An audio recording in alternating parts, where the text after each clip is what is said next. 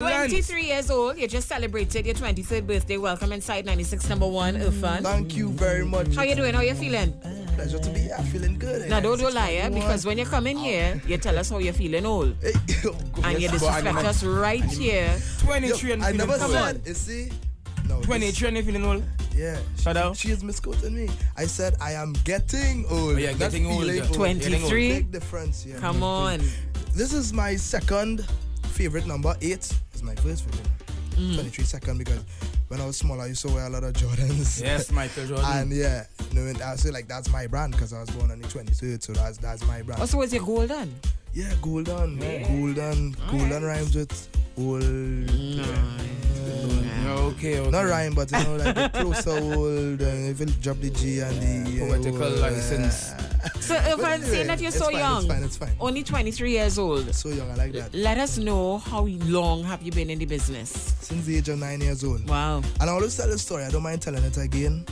Scrunter he was booked to perform in a Christmas concert in my neighborhood, and you know, usual thing, artists love to call kids up on stage and you know, let them enjoy the vibe. And boy, who tell he called me? I grabbed the mic from this man and just started singing, because I didn't know the words, right? So I just knew, like, eat something before you go, and I was just singing that over and over and over, whole song. But I just hear the day he said, oh my gosh, I just on the stage, heel and toe, mash up the place, you know.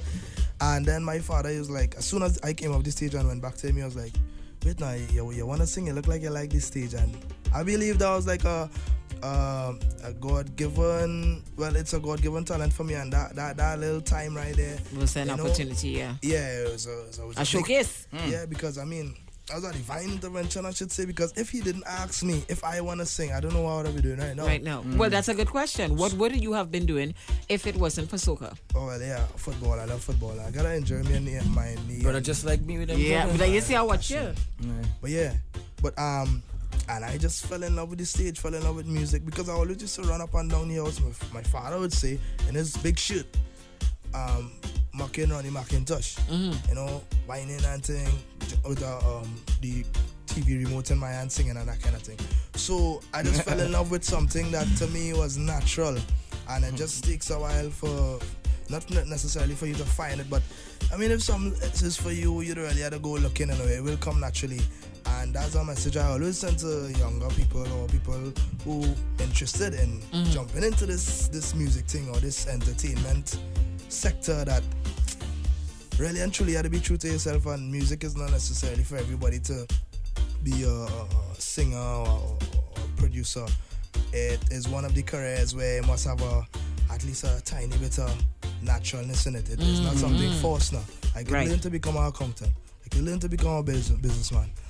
I could learn to sing a little bit, but to become a big singer like Olatunji, that's a big That's a big singer, really? Okay. You see, he's talking about singing in my voice right now. I'm not even supposed to be talking on voice right now, but I keep putting off this interview to come here, and I believe that, you know, we have the new song and things, so I can put it off for next week. But your voice gonna take a little stress, and we can do the thing and make sure everything nice right now. I'm glad I hear, because I want to say a round of applause to you all at TTRN for making sure all the artists on them look nice and HD. Nice. The entire soca world could see and hear from the artists. If you didn't know what this black boy was looking like right now, you see him. Yeah. that kind of thing, you know. So, you know, big up to you all and all the Well, if I know, I see you well branding yourself. Right you have the hat, you have the shirt. EA. Right now, everything is about branding for me, because somebody might see you walking down the road in Port of Spain and they might not recognize it, but once they see the EA hat or the EA t-shirt on, just now come with a little shoes or something. Right. Yeah, Tunji don't if my idea. Well, Tunji have you tied out package, you know? Yeah, he tied out package. I like he tied out package. I don't know my tied out kit. With the nice little prints on them. But yeah, to me it's very important. I don't know my tied out kit, boy. Yeah, it's not. Yeah, man. So, Erphaan, you know, success came to you. Was it two carnivals ago? With 2012. 2012. You know, in local terms, you say when I bus. Yeah, well, when you bus for real. I was into and I know you were out there a while ago, but this is what, you know, transcended and transformed. You see, a lot of artists complain and say, yo, I sing in a long time, but what they really need to understand is, yes, you're singing for a long time. When you say, when they title you as a new artist, not necessarily mean that this is the first time you're singing, but you, in terms of popularity. Yeah. You know, when they say the Erphaan Alves name now, everybody will know, Erphaan Alves. And if they can't recall a current song, it will always go back to that one song, In Your Eyes, because that is what I, really was. That's what launched your career. Break out. No longer a virgin. Dashing. Anyway. So yeah, and it was 2012, and that song, it was like a real nice story, yo. And that and all to me was like a divine intervention. It was a divine happening, because I didn't write In Your Eyes for myself. I wrote it for another artist, and the artist didn't sing the song. Not that they didn't want to, with certain things into the production, it may not have worked. And then I was in the kitchen one day with my father, and just so like, I keep pulling out this thing.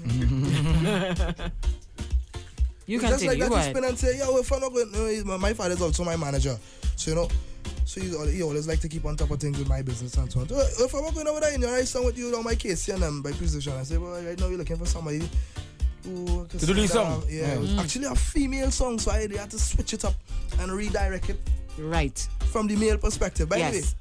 he just said, "Why best you sing that song, yes?" And I was like, "Nah." He said, "But nah, just sing this song. He's a songwriter, flip the thing, and I take a little time and." Who would have known? Yeah. Who would have known? Who was the female? Who was the artist who was going to? I don't know. I don't want to call her name. I don't know if she'll be cool. I respect that. I respect that. Calling her name, but it's a. But all right, you don't want to call her name, but do you think she regrets it now? I wouldn't say regret. Yeah, done. Oh God, It's done Erphaan song. It's done Erphaan song. If I use the word regret, it would be like if she passed on the song, as in, no, I don't want the song. But it was a youth song. No, they worked on it, and sometimes it just wasn't working. We didn't want to throw out something. Who's the artist, boy? Tarao. What's Tarao? Who's the artist, boy? Yeah, boy. Tell me who's the artist now. Make thing nice and spicy. Who was the artist? Give me a like. Come on, man. Can't get into this. I ain't even hear myself right now. Pull out the plug. Because you pull out the code, we must say in here stuff, you pull out the headphones. Come on,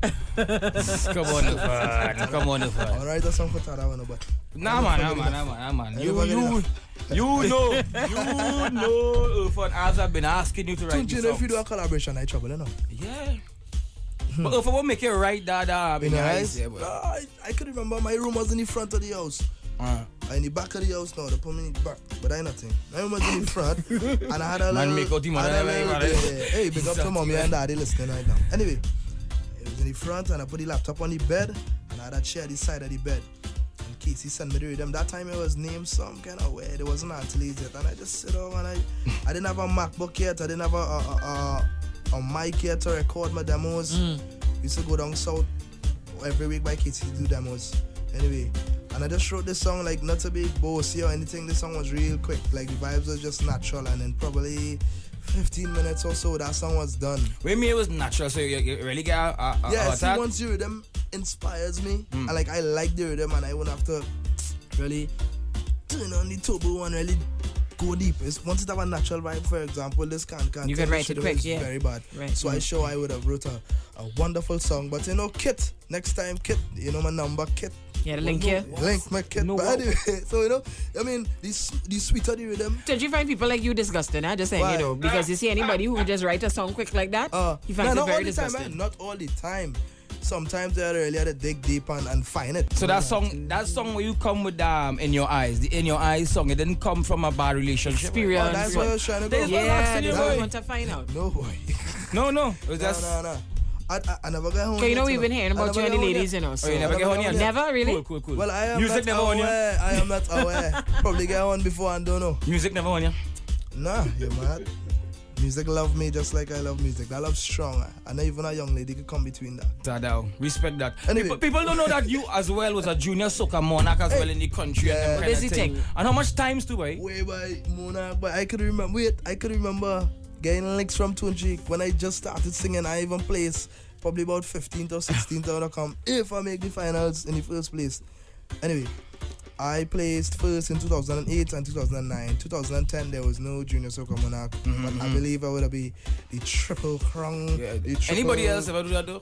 Junior soca, nobody never do that. No. That's big dog. I love how the foundation comes from the soca strong, and the Calypso boy. Yeah. You learn a lot, you grow a lot from that. Yep. And just like myself, I remember you rule with your father. Your father was a real influence in your now coming in as an artist and things. Yeah, boy, and still is. I mean, that's a blessing to me, and I always tell people, like my peers, I say that, I am not more talented than you, is the encouragement they get and so on. You know, you have to watch it like from all angles. Like some people just might not have the support that I may have or anybody else may have that will be, in a better position than them, or they will say that I'm more successful or whatever. You know, somebody might not have a guardian, a parent guardian to really be trustworthy. You know, they might bounce up somebody who claims to be the manager and make promises and then is an ex. And we've heard that too many times. So I always tell people, don't watch face. You know, once God bless you with His talent to come and sing or to do whatever you do, nothing could stop that. Nothing might take long. Because Tunji, you and I know, look how long. Look how long, and look, we getting there. I know you have one of the biggest tunes. Tunji from Junior Soca Monarch, Junior Calypso Monarch, scouting for talent. And you know, big up to all the people who actually tune into us and can stop in you and say, hey, don't get too big for yourself, you know, because I can remember you on 12 on that. and that kind of thing. And those are the things that keep me grounded and say, well, I here forever and nothing can really stop me.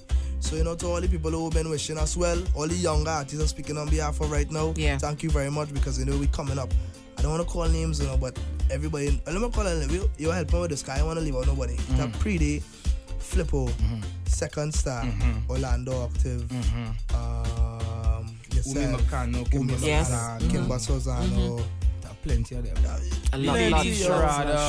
Shada. Plenty of Jojo, Nessa Preppy. It's a lot, Plenty of. And I just say, wait, watch out, everybody just coming up in their own timing. Yep. Developing their own brand, investing in the career. And I say, yes, boy. But speaking of, sorry to cross it, Olatunji, but speaking of that, in terms of, you know, we talking about all the younger people who coming up and in the industry and stuff like that. And we always talking about this is such a tough job in terms of being saturated with artists. Everybody wants to be an artist now.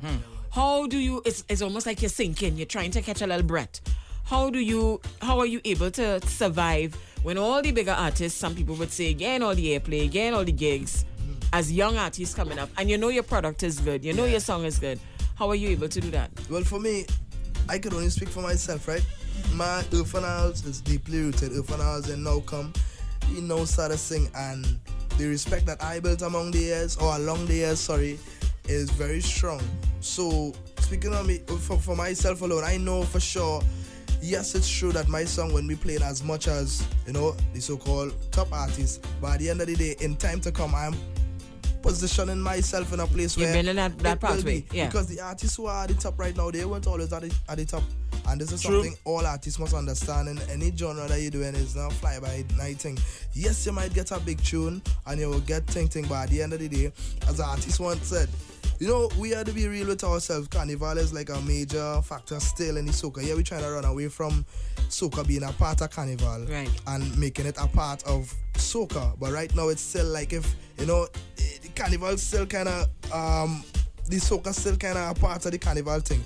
So every year, it's like everybody had to go back to the starting line. You could have a big tune now, but 2016, easy 2017, you had to come back. So, you know, for me, I know without respecting in time to come, it'll be a much easier thing for me when I throw out a song and I'd be calling, hey, all you get the thing yet?